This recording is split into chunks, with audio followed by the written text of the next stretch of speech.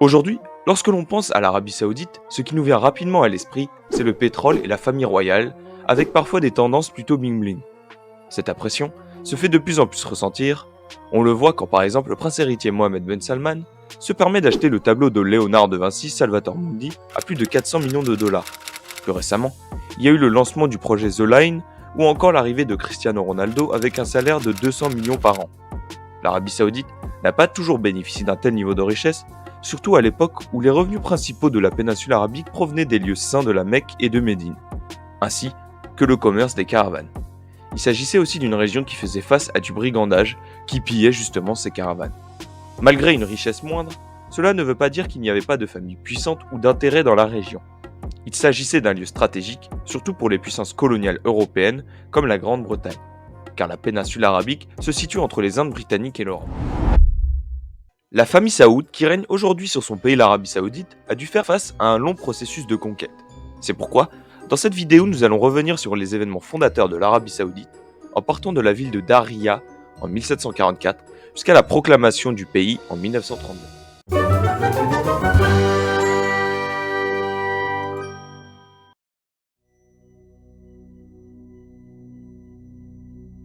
Avant d'arriver à la famille Saoud, il est important de revenir sur un personnage, celui de Mohammed Abdel Wahhab.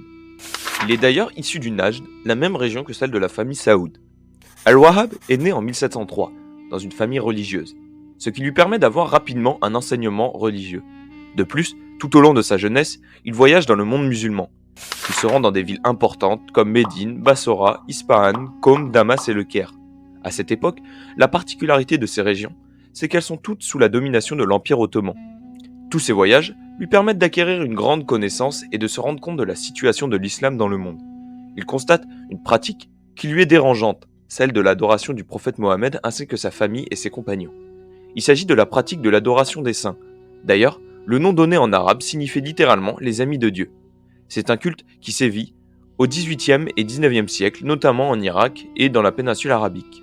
Ces pratiques sont répandues par les soufis. Al-Wahhab développe donc la nécessité de revenir à une pratique authentique. C'est à partir de là que se développe la doctrine du wahhabisme. Il rentre donc de ses voyages en 1726 dans sa ville d'origine d'Aniya. À ce moment-là, il se lance dans la prédication. Il écrit aussi un livre, le livre de l'unicité. Dans ce livre, il décrit la nécessité des musulmans à se réunir autour de l'adoration de Dieu en rejetant toute autre forme de culte comme celui des saints, considéré comme une forme d'hérésie. Il continue ses voyages dans le monde musulman en allant principalement de l'Iran à l'Égypte en passant par le Levant et la Mésopotamie. En 1937, il revient une seconde fois dans sa ville d'origine d'Aniya, et il arrive à y séduire l'émir de la ville, Osman ben Mohammed ben Muammar. Toutes les tombes qui recevaient un culte de la part des habitants furent détruites par Abdel Wahhab et l'émir de la ville. L'une de ces tombes appartenait à Zaïd ben el-Khattab, l'un des compagnons du prophète. Cela provoque une certaine opposition des populations et l'émir Osman ben Mohammed, sous pression d'un émir voisin, doit tuer El-Wahhab.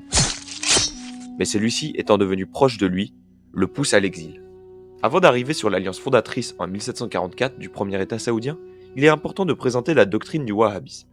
Dans l'islam, on retrouve deux branches majoritaires, les chiites et les sunnites.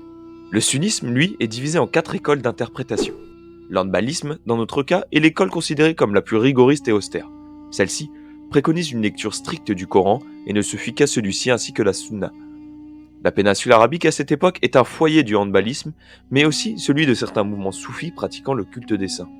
D'après Abdel Wahhab, ce genre de pratique cause la désunion des musulmans. Il se place alors comme un réformateur luttant contre les pratiques hérétiques. Le wahhabisme alors préconise un retour à la forme originelle de l'islam, avec une application stricte de la charia et une lecture littérale du Coran. Ils viennent dans un but de réforme de l'islam en prétendant le nettoyer de toutes les innovations religieuses, comme le culte des saints que Abdel Wahhab combat directement.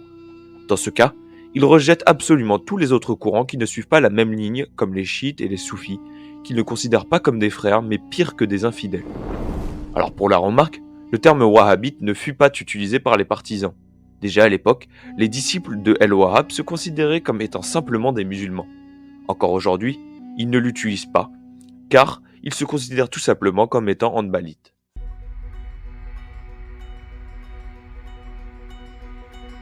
Ce qu'on appelle alors le wahhabisme se répand progressivement dans la région du Najd. Le Najd est à cette époque loin de former ce qui sera le premier État saoudien.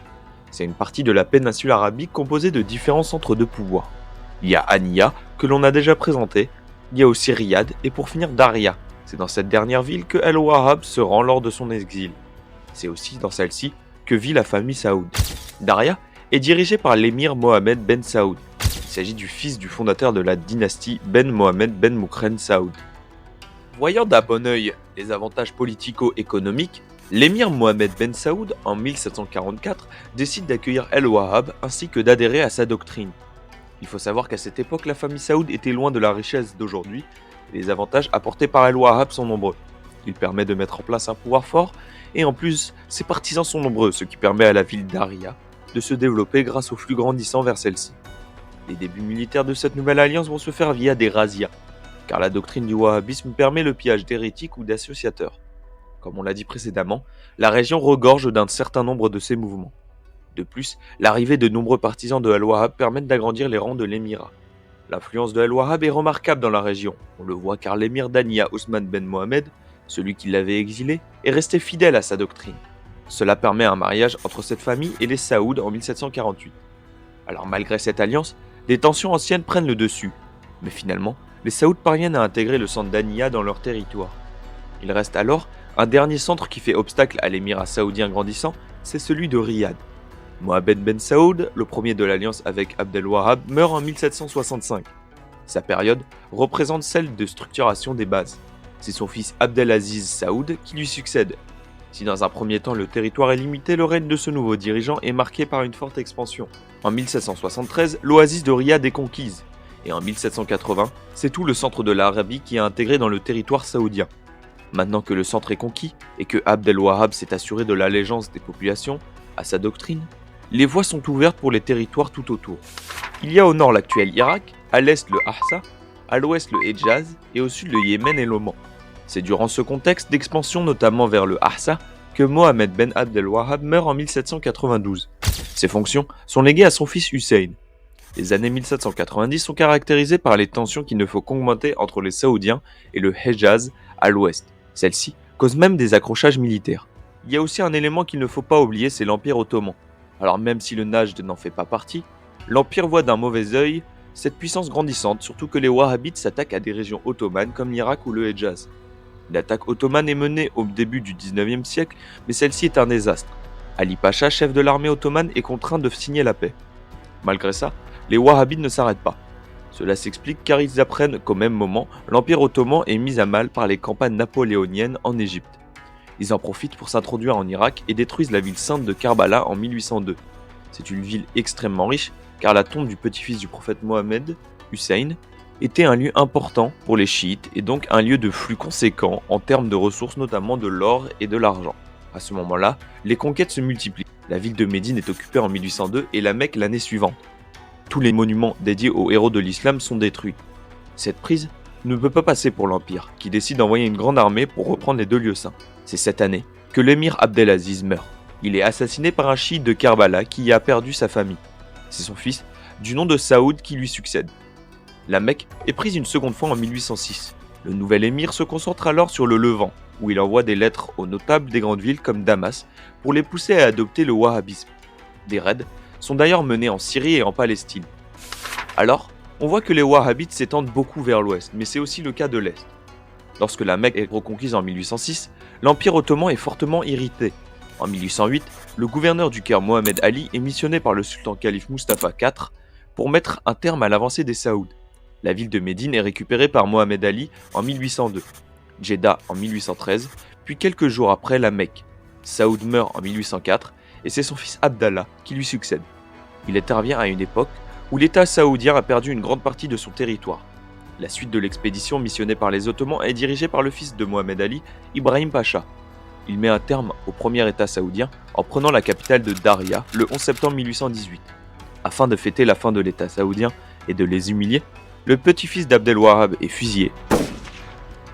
Et Abdallah Saoud est exécuté le 24 décembre à Constantinople. On remarque la date qui fait référence à Noël, mais en plus, avant de mourir, il est enchaîné et frappé par la foule. Finalement, il est décapité en parallèle d'un feu d'artifice, et pour finir, sa tête est jetée dans les eaux du Bosphore.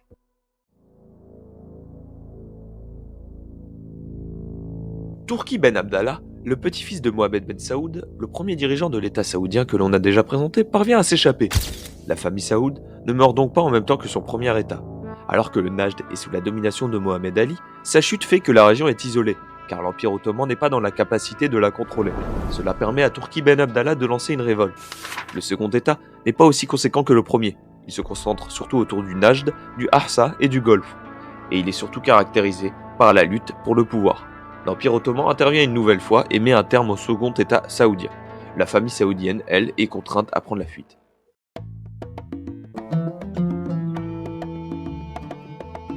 Pendant cette période d'errance, les Saouds vont aller au Koweït, qui est sous protection britannique.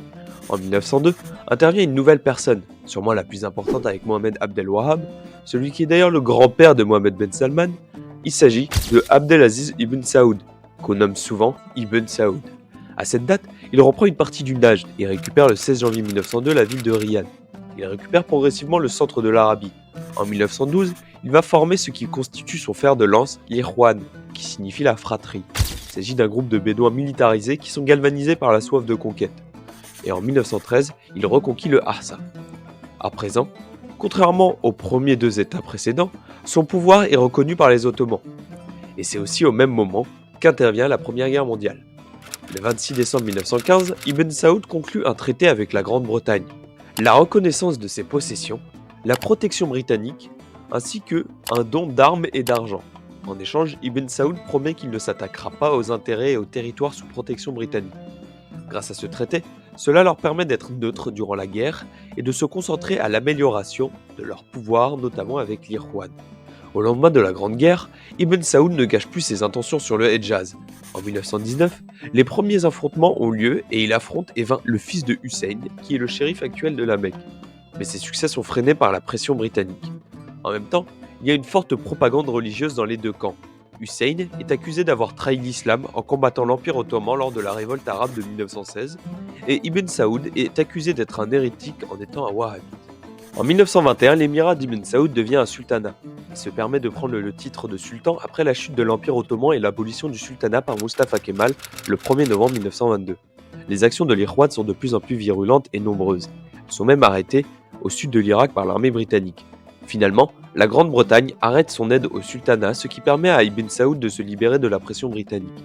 C'est à ce moment-là qu'il décide de lancer sa conquête du Hedjaz, surtout que Hussein se fait proclamer calife après l'abolition du califat ottoman le 3 mars 1924. Les Saoudiens condamnent directement cette action et l'offensive militaire est lancée durant l'été 1924. Hussein abdique le 3 octobre et l'Ikhwan occupe la Mecque.